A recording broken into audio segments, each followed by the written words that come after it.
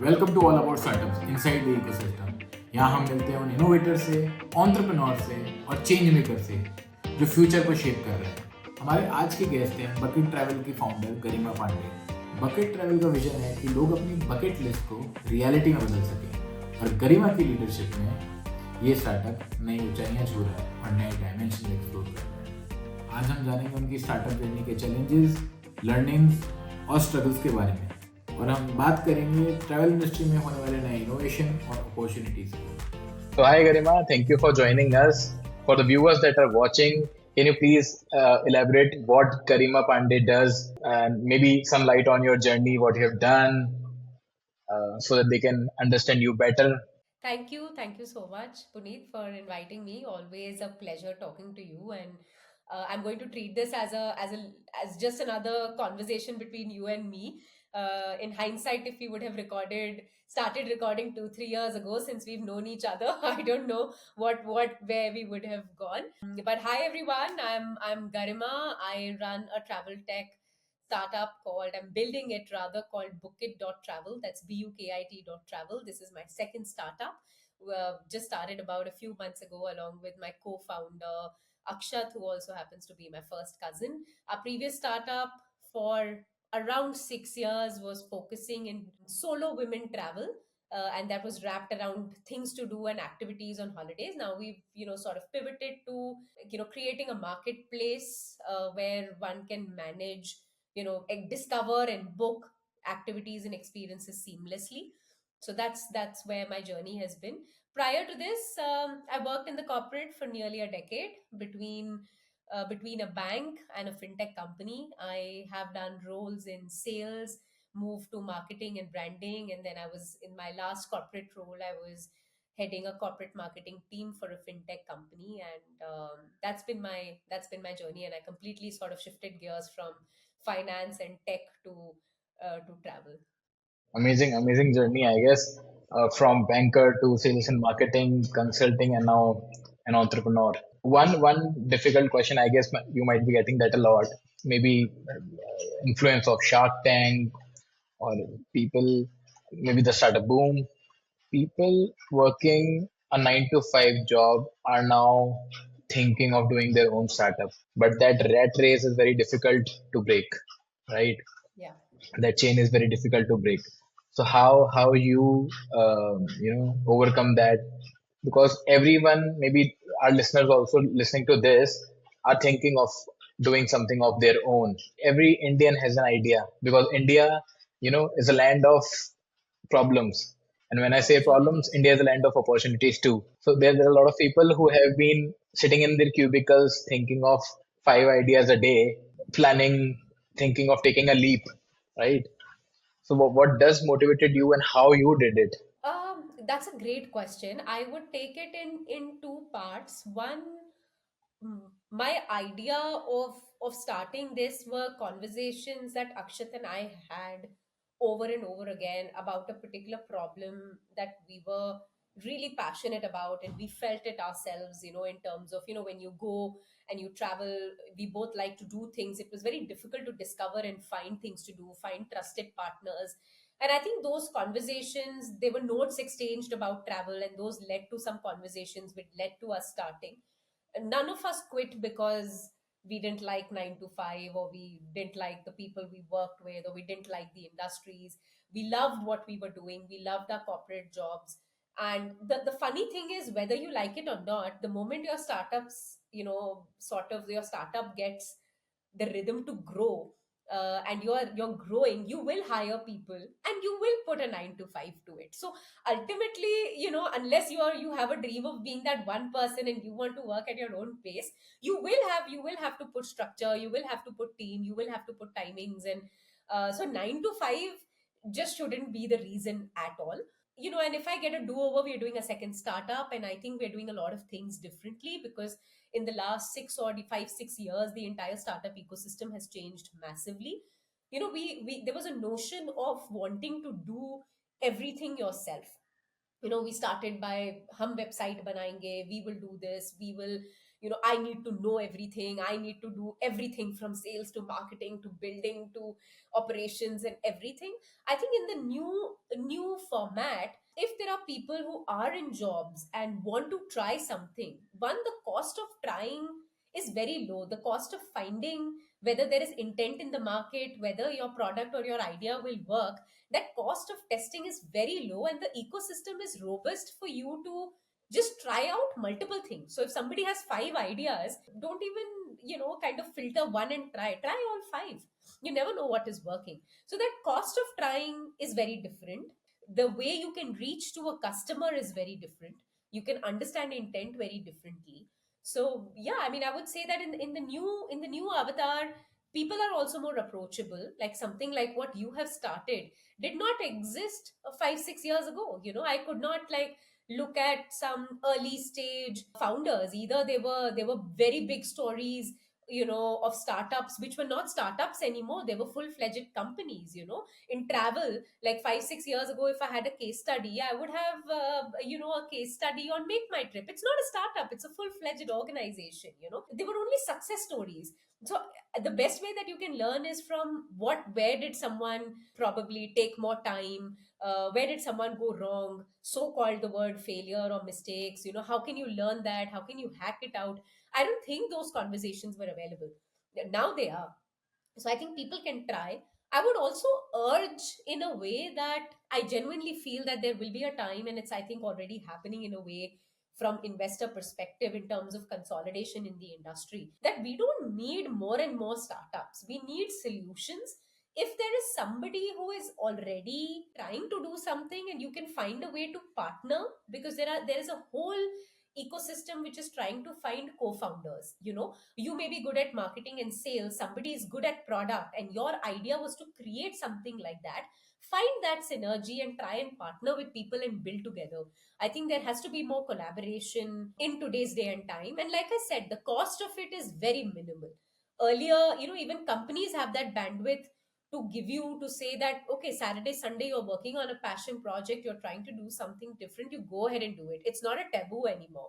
Maybe like 5 10 years ago, people could not be out in the open and say that, I'm thinking about something. You would be highly discouraged. So I think that has massively changed in the last few years. मुझे उम्मीद है आप सबको ये episode पसंद आ रहा होगा। आगे बढ़ने से पहले मैं बताना चाहता हूँ आपको द पॉडकास्ट प्रोग्राम बाय स्कव स्टूडियो। ये प्रोग्राम एंटरप्रेन्योर्स, कोचेस और कंटेंट क्रिएटर्स को हेल्प करता है पॉडकास्ट स्क्रैच से स्टार्ट करने में। और ये पॉडकास्ट भी इन्हीं की मदद से प्रोड्यूस किया गया है, जिसकी लिंक डिस्क्रिप्शन में है। अब वापस एपिसोड पर।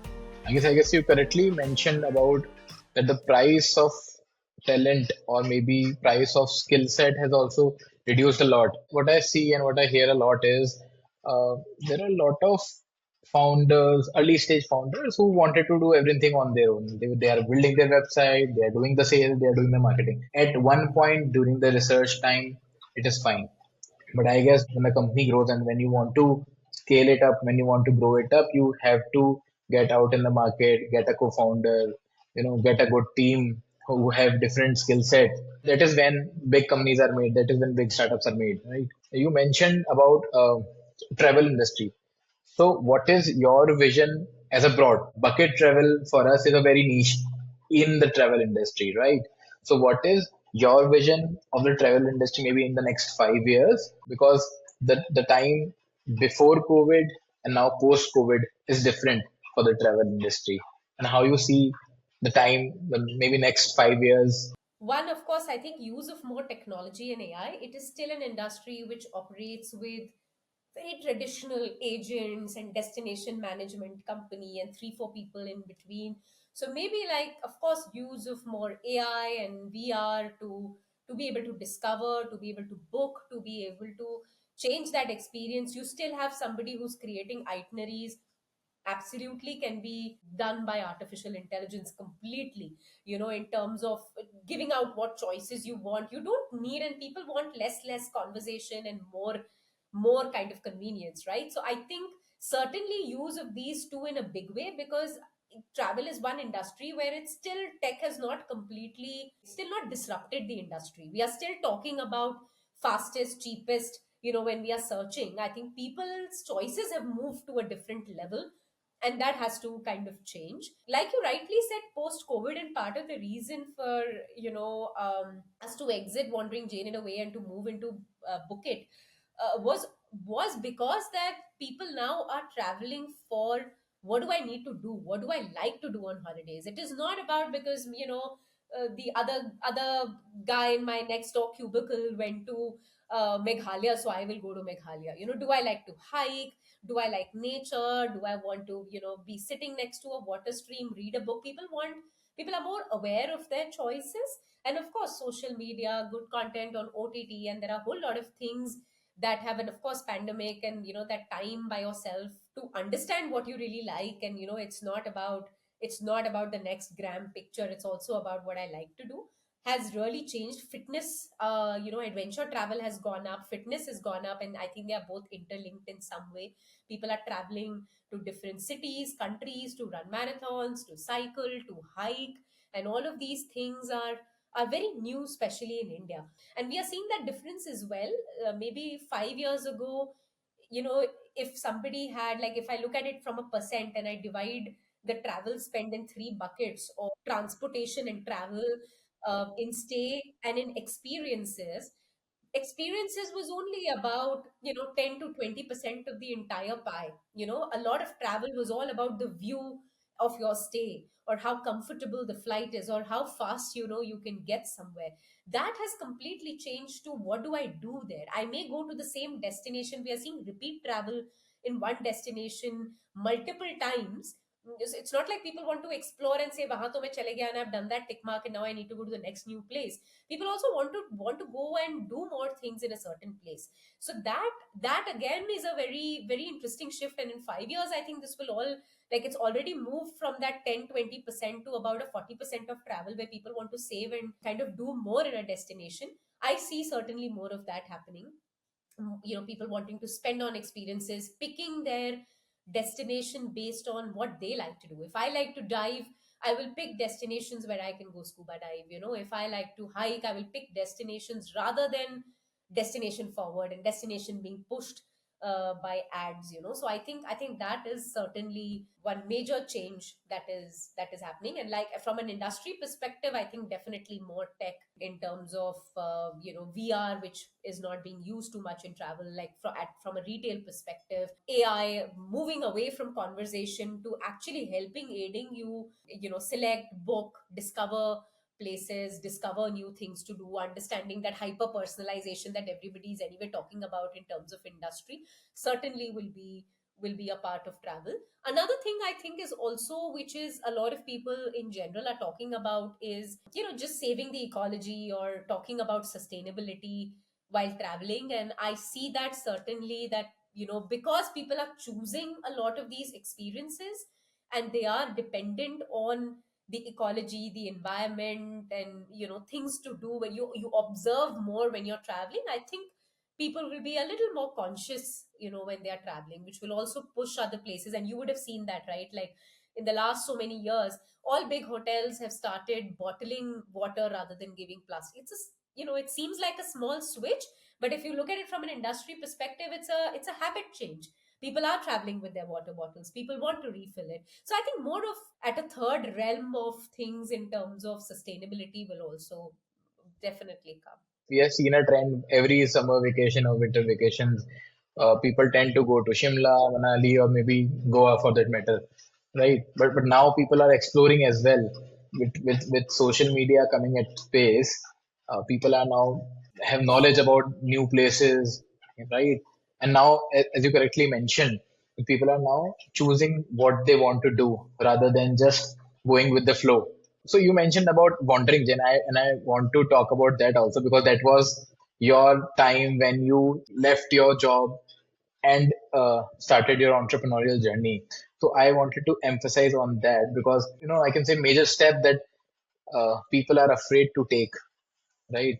And what are your initial few steps? Everybody has a different step. I know that there is some story of, you know uh, I had to do this, or I couldn't do anything else, and that fear motivated. That's not a motivation for me.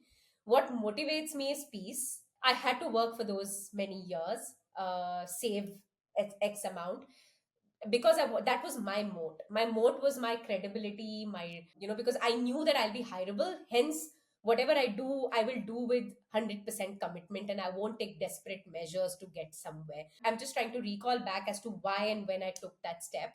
I was very clear that this is something that I'm trying, and if I don't try, I'm still very hireable by the industry. My credibility of almost a decade of work experience and where I have built and the network that I've built is not going anywhere.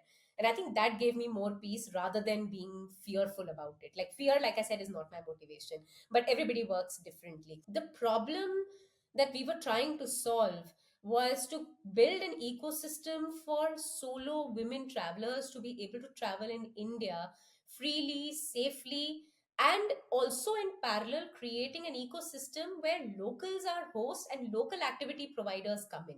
So we didn't work with agents. We worked with direct providers, direct homestay owners, direct scuba divers, hikers, surfers, yoga practitioners, experienced providers directly, local experts as we would call them. We were building that experience for women via them for the female travelers. There was a huge gap at that point, and I think in the last 5 6 years that gap has been filled by a lot other companies that came up after us, by a lot of influencers, by a lot of content on travel. Women traveling with their friends and alone was never a piece of content 10 years ago. All this is very new in terms of whatever is happening on OTT and in terms of conversation as well. So I think at that point, that gap, and Akshat and I traveled, and we both like to dive.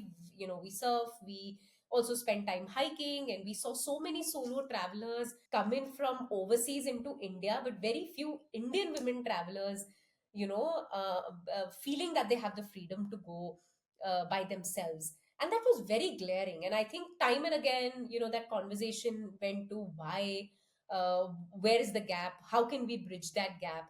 And then we got this local expert to say that, if people know somebody, that trust gets automatically built and people want to travel. And that's how people started traveling. Your first few travels were to your uncle who was in some exotic location, or who could see five things around, or your friend who's somewhere. It's very simple in terms of psychology, but we just wanted to bridge that gap because that problem seemed very glaring. That problem also became very personal, to say that why aren't Indian women being able to enjoy a Kerala or a Goa or a Himachal or Leh Ladakh with as much ease? Only if we get a good, trusted, verified local expert, this entire piece can be stitched very well.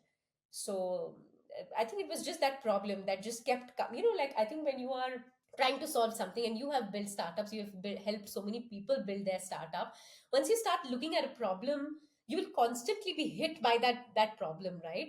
And I think the thing about an entrepreneurial mindset is that till the time you don't find the solution, it'll keep coming to you.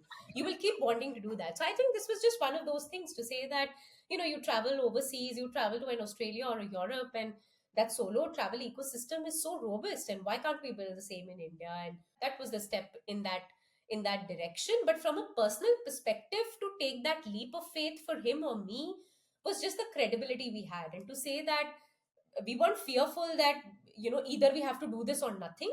So there were no desperate measures, there was no pressure to say that, oh, we need to change things constantly. If there was something that is thought after, we could still run an ethical practice and not be under the pressure to do things just to tweak, and we could stay true to whatever we were trying to build.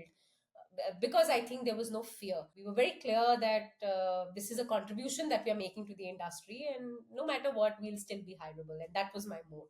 But I just wanted to understand if a guy who was a student, maybe a aspiring entrepreneur in a tier two, tier three city, wanted to build a travel startup, what are the few steps that he or she should take? I think if it's a student, I would highly recommend internships, because you get a lot of insight into the assumptions that you're making.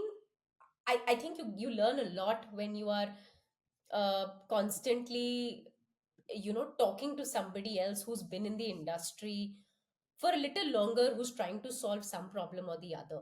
There are a lot of travel startups today who are trying to do different things and who are trying to Some are trying to fix the mobility piece, some are trying to fix, like us, the experience piece, some are still trying to consolidate the stay and the staying experience piece. And in all of this, I think if you're if if there are students listening to this, please intern, please try and learn in that internship and find a genuine gap.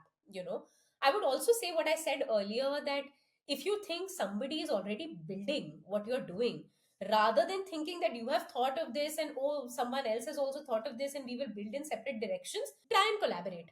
That will really help, because imagine if two three people who are equally passionate about the same problem come together, the solution is that much quicker, faster, easier, cheaper, better. So I would say that someone who's not a student can, again, like I said, I think can collaborate, can intern, can learn. There are, unfortunately, data points in travel are not very prudent. So I wish I had a playbook for it, but I'm also still building. But I can tell you some of the struggles that I have. Like, data is not very clearly visible. It is very opaque. It is not collected in some of the cases.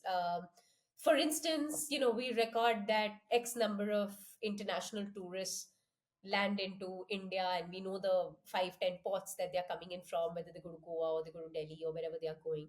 What do they do there? Average length of stay, very vague. I mean, there is no proper data. What kind of things do they like? Whether they are staying in 3 stars or 5 stars. Like, you don't have this data. Like, you have data at a very superficial level in travel, so it just becomes. And I feel anybody who's starting, if the data is a little opaque, or you don't have, or there is no collection of that data, a lot of that is you learning along the way. So I would say patience. Like, you need to know that this is not something that you can build in 2 months, 3 months, 1 year. You'll have to learn a lot. Akshat and I did not come from the industry, so I think what helped maybe is that we were very open to learning. We came with a completely open mindset, that and I think the first few days we were only talking to potential customers, whether what would you like to do. So we learned a lot from there. We built a lot with what they were telling us, and we were learning. As we are building another startup in travel, even though we've been in the industry for 6 years, we're still learning. So because there is a lot of I think lack of data, it's not clearly available, and the market has become more heterogeneous to make it more complicated. What I mean by saying that is, it's not a straight playbook to say that someone who will do, let's say, because today choices are changing, people are trying different things. Adventure travel as an industry has gone up 495% in the last 2 years. That means there is a whole influx of new people trying it. So for me to imagine that, okay, who will try bungee jumping is someone who's 25, is an urban Gen Z. I may be completely wrong. I mean, my range is from an 18-year-old to a 45-year-old. It's a very wide market. And those choices are very different. Like, if I look at the last few bookings that we have done via Bukit, we have customers from 22 years old to 48 years old, from Raipur, from Bareilly, from Delhi, from Hoshiarpur, from Bangalore, and it's insane. Like, it's that much more complex. Plus, there is no other data which is backing. So a lot of that is, I think, be open to learning if someone has a travel startup and if wants to start, and if you haven't started, please work, collaborate with 5-10 people, do internships, learn from there. It'll help you in your journey.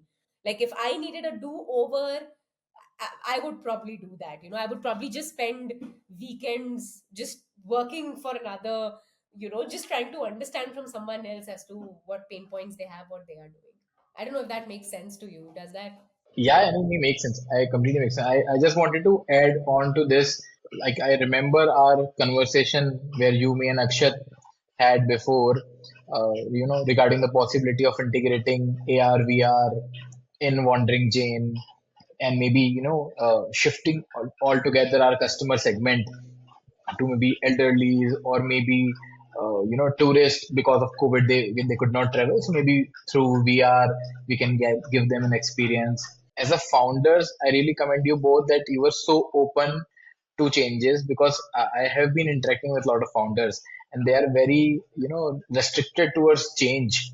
And the solution what they have developed, they see this is the only the right way to do it, right? And maybe eventually the idea fails, they get back to their job, or maybe they start something new, fresh, rather than pivoting on the last idea or the startup that they are working, right?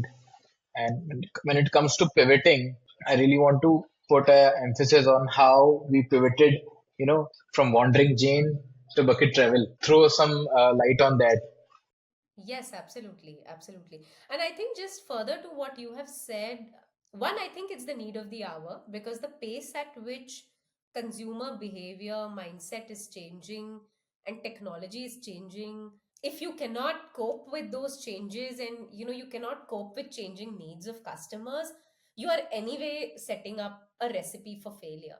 It's not like I have a huge company or I'm highly successful in that. I'm still trying to hack it out and get somewhere and get operating and working on a day-to-day basis.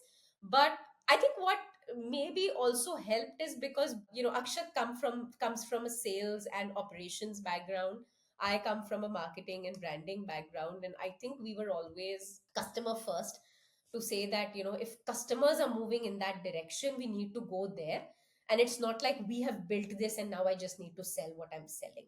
So I think that was just the way we built and the way probably we are wired. Coming to the pivot was exactly that story. Like, I think in the pandemic, we were one of the first, of course, because we were a very small outfit. Everything shut down on the 19th, and we did our first online experience, paid experiences. Our experiences were priced between 550 to 3,500. The first paid experience we did was, I think on 24th or 25th of March, while everything shut down on 19th and 20th of March. We were that quick because we were that connected with our local experts. And we did those experiences, which were things like learning flamenco dance from Spain over a live class, to understanding the art of mixology and whiskey tasting and cocktail making. We partnered with this company called Diageo, and we got some of their experts from Scotland to teach that. Pitching a tent, yoga from Rishikesh, sound healing from Thailand. Every weekend, Saturday, Sunday, we ran anywhere between 2 to 4 such live experiences that people could actually experience in person if they were traveling. But because they couldn't, we were doing that online. And hence that thought process of, will this be a way of life? And we were also relying a lot on cheap VR glasses, which have still not come into retail. But I remember we had that conversation saying, "Ek saal mein to ye aa jayega." But I think that market kind of fizzled out in a way post pandemic, because people started, doing different things.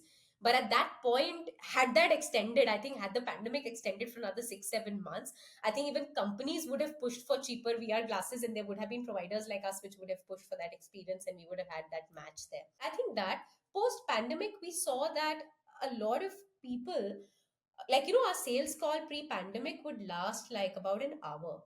Every, like, that traveler would like to know a lot in detail, would like to get into a lot of conversation. We did a three-way call with our local expert and all of that. One of the first things we saw that customers started doing is messages and short messages. Send me details, okay, this looks good, book it. So I think it was that conversation shrank. So I think that need to enable better technology, make it more productized than a service.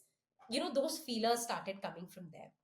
A lot of our travelers very clearly started doing more things. Like, pre-pandemic, we had to kind of sell this concept of activity based travel, experience based travel. If you're going there, you should try these things, and we would hard sell those things. Those started coming in as clear needs from the customer, saying, what, guys, I have booked my stay here.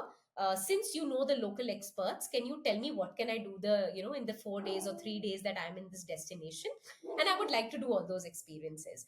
And this was one in every 4 or 5 conversations that we were having. 4 out of 5 conversations were less than 5 minutes, and they just wanted links so that they can book. So I think that product, technology, local expertise in terms of experiences, which was anyway our forte, came out very, very strong. So much so that some of the influencers travel influencers who have traveled with us. We haven't hired them as influencers, they have been our paid customers, and some of the biggest of them, solo women travelers, have traveled with us and have loved our experiences. They were on paid projects by bigger companies, and they started reaching out to us saying, hotel is booked, everything is booked, boat is booked, chopper is booked. I just need to know what experiences I can do, because you guys are the best at local experts.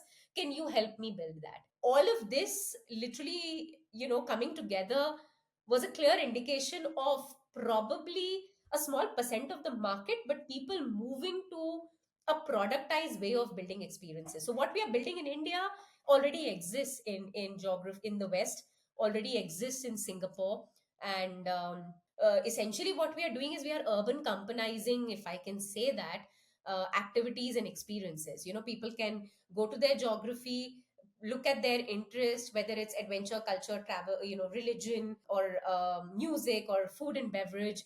They can filter out activities as per their need. They can book a slot directly with the provider. The provider accepts, and it's the loop is complete, pretty much like what probably, like I said, urban company is pretty much what that company has done with blue collar or odd jobs that you need in the house. So that is what we were, our aim is to build that, and we are still in that process. We've experimented in a few geographies and it's gone well. I think that need that people want to do things in their holidays, want to use more technology and want less of service, more of product, and they saw us as experts who can curate, and who can help them discover these activities with trusted partners, came in as three strong points again and again, month after month, and hence we moved to this. In your conversation, I guess you mentioned 2 3 points, which is, I guess, your USPs, right? Your personalized catering to those tailored needs, right? That is what we have, because before that we have a lot of traveling platforms.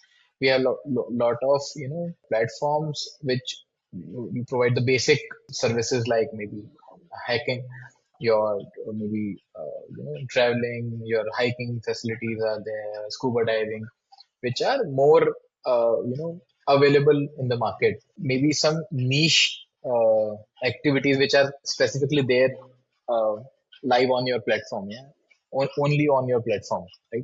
Yeah, we are also trying to digitize the usual activities which are available, but customers don't find authenticity in those activities. For instance, if you're going on the street of Goa and you're looking for someone to take you kayaking, every third person will tell you, I can do that for you. How do you find that authenticity? How do you find which is the right price? So we are also digitizing the regular activities that people do to make it more available, make it simple, slot it out so that your time is saved.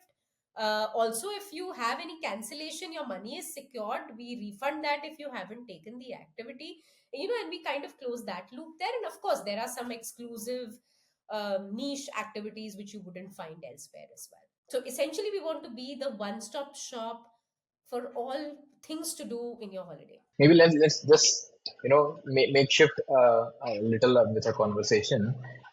Let's not talk about Bukit.Travel or the startup that we are building. Let's now talk about what Garima is doing. So how do you maintain your the work life balance, that the bigger question what everyone is talking about, even for a 9 to 5 job, or if you are doing a startup, you're doing a lot of things all together, right? Yeah. There is no time limit. There is at the initial days, you are the salesperson who are picking up the call and do the customer services as well, right? How are you coping with this? How are you balancing your life and the startup? I don't know why people say that, especially in initial days they are so busy that they don't have time to breathe. I, in fact, found so much time that I had to put a routine to it, because either you can, and I also feel that if you don't manage your time, and I felt it in my 9 to 5 job as well. There were people in the 9 to 5 who will do a 9 to 9. There are people who do 9 to 9 in a 9 to 5. I think that is a recipe for burnout, for inefficiency, and for frustration, and it doesn't allow you to go back, think, and be quick in decision making. You would, and I'm not saying, look, there are of course days where 7 days, 10 days straight, where you will have to put in 14, 15, 16 hours, whether it is a corporate, whether it is your startup. But in a normal day, in a normal, out of 365 days, let's say there will be 70 days which will be like that, or let's say there'll be 100 days. But what about the other 265 days? There will be your normal days. I mean, I am at least a person who loves routine, who thrives on routine. And because I can do, I like to, I am quite high and big on fitness. I love to run, I love to do yoga, I love to lift weights, I am learning golf. Every year I try and pick up a new hobby to kind of keep myself in balance, and that learning, I'll tell you what, I think that learning also helps me be learning for my own startup as well. It helps me be more observant. It helps me with my learning attitude that I constantly have, trying to pick up things and, pulses, and, kind of trying to get there. I think, and I'll speak for both Akshat and I think like routine, sacrosanct, nutrition. I think you need it. And it's not rocket science. I think it's like third standard or fourth standard science. Healthy mind, healthy body, balance, food, and these are all things that we learned when we were literally in third standard, of waking up at a certain time. You have that productive, you have that golden hour of productivity. It is true. If you try and do something at a certain hour, you will probably do it in half an hour, or 15 minutes. Otherwise you'll spend the whole day trying to solve that problem and you wouldn't get anywhere. So I think, I genuinely feel you work hard. All of us need to work hard. There is no shortcut to it. You are working hard. I'm working hard. But you need to you need to realize that you will only be able to work hard if your body and mind is in the right sort of avatar to do that. If that means to keep your sanity, for some people they love music, for some people they like to cook. I don't like to cook, but for some people cooking is therapy. For some people spending time with their pets is therapy. For some people spending time, going to religious places is recreational. But please do spend time with your family, spend time with your friends, build that network. In one case, all entrepreneurs are saying build your network, it is very lonely. And then if you don't get out of your screen and you don't meet people, or you meet people and you just exchange cards, that's not networking. You need to spend time, you need to spend quality time with people, you need to unwind, you need to talk things, in a different stratosphere. You need to spend time with people to be able, that network to be able to be useful for you, right, if at all. So I think like all of that is important. Like find balance, which is why what I started the conversation with. Everybody keeps saying 9 to 5, 9 to 5. Ultimately आप एक schedule बनाओगे, maybe you do maybe you do 11 to 10, for all you know, but you will make a time where you work, you will make a time where you unwind, relax. And people talk about outsiders perspective. You need to step out, you need to zoom out to see the problem. All of that only happens once you do other things. Another thing I would like to say is that it doesn't mean that I shut down. It doesn't mean that I'm not reachable or nobody can call. No, not at all. If a customer calls me at 12 a.m. at night and that has happened, I will take it and I will be equally involved in it. But it just means that because I'm doing other things, it keeps me sane, and it gives me that peace to be able to deal with that problem in the best possible way. That is what is very important, just to make a disciplined like mindset also, because the student founders, maybe what they have seen in the web series nowadays, it says is building a startup is, you have to just work 24/7, sleep less, fail fast, work more.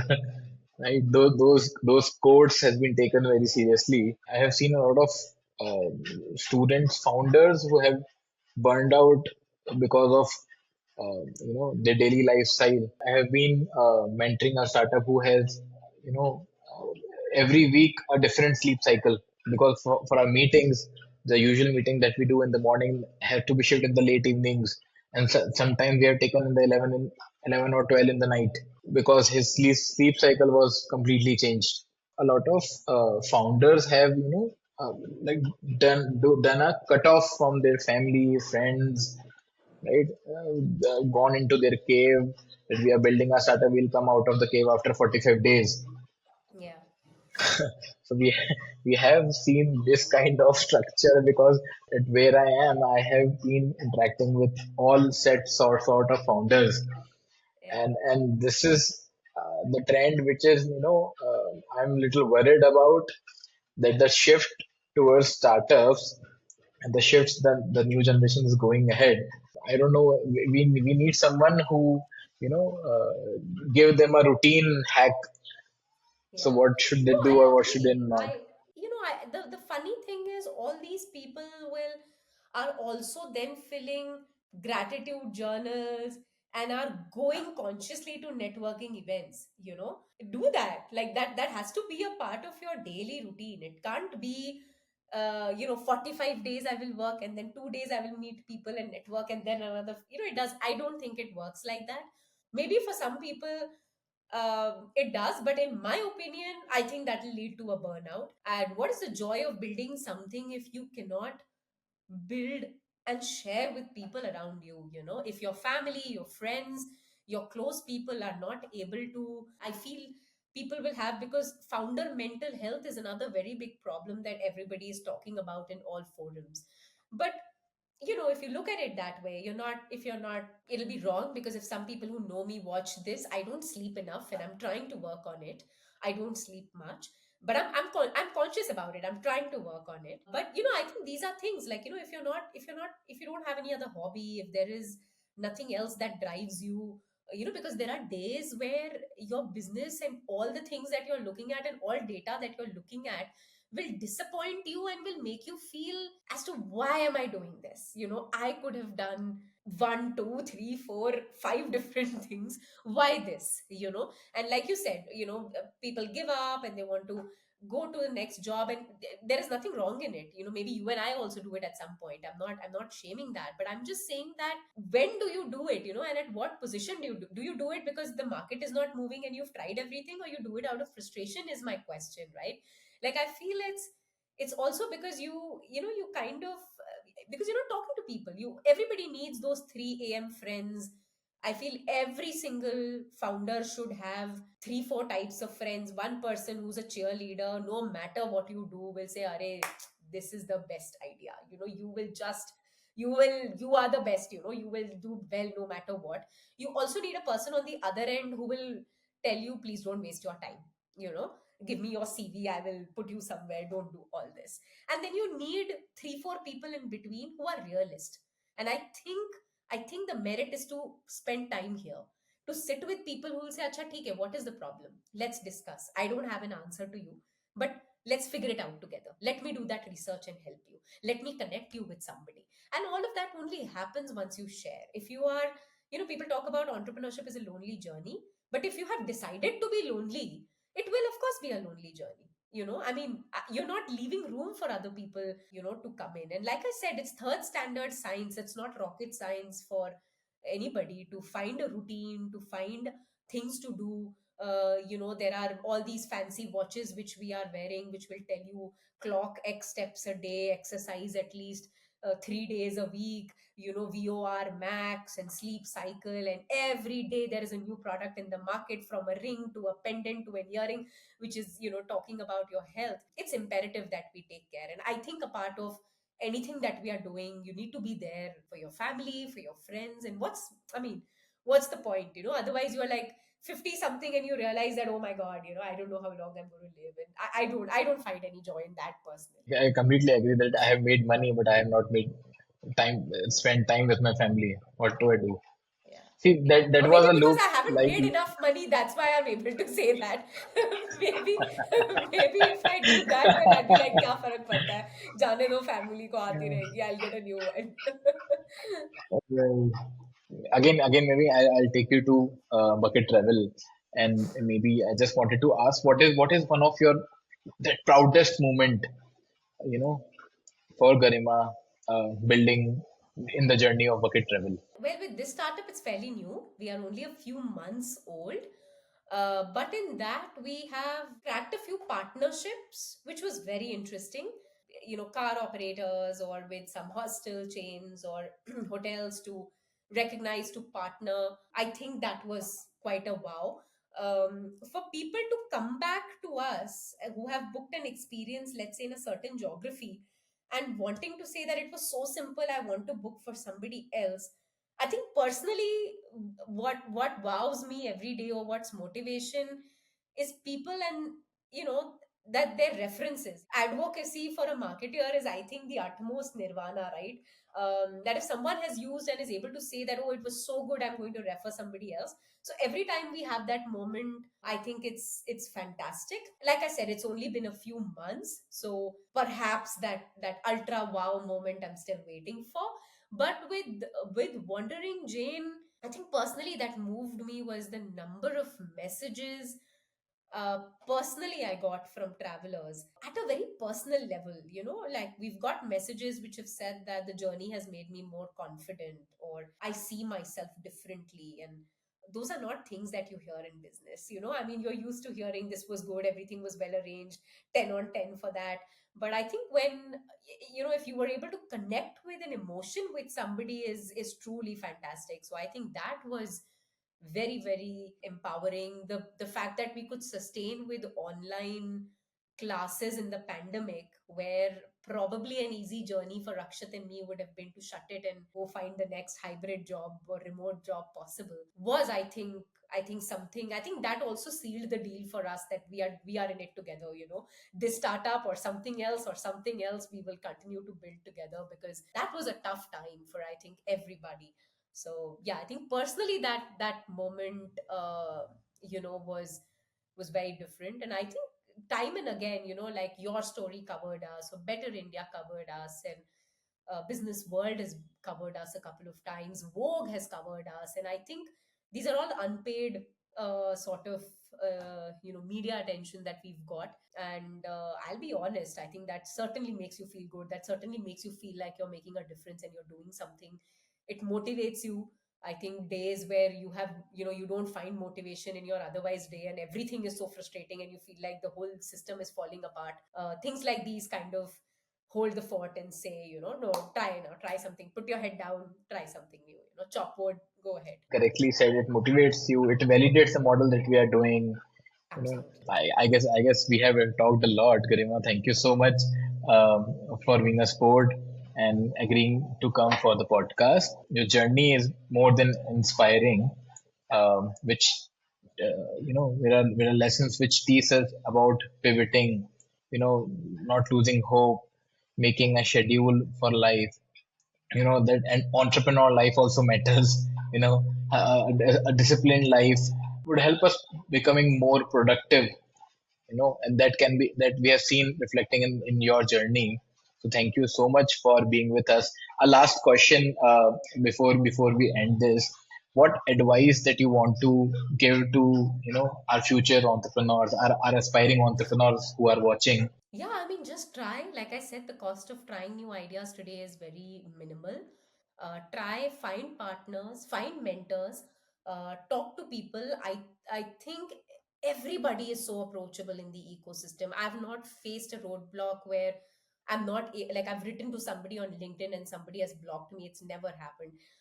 They've always given time. People are always open to ideas. There are so many times, when you're thinking something and you just want to articulate and you want it to be something solid. I mean, there are so many times that I've picked up the phone and I've just called you, say, hey, I'm thinking something new, up free, okay, let's get on to a call.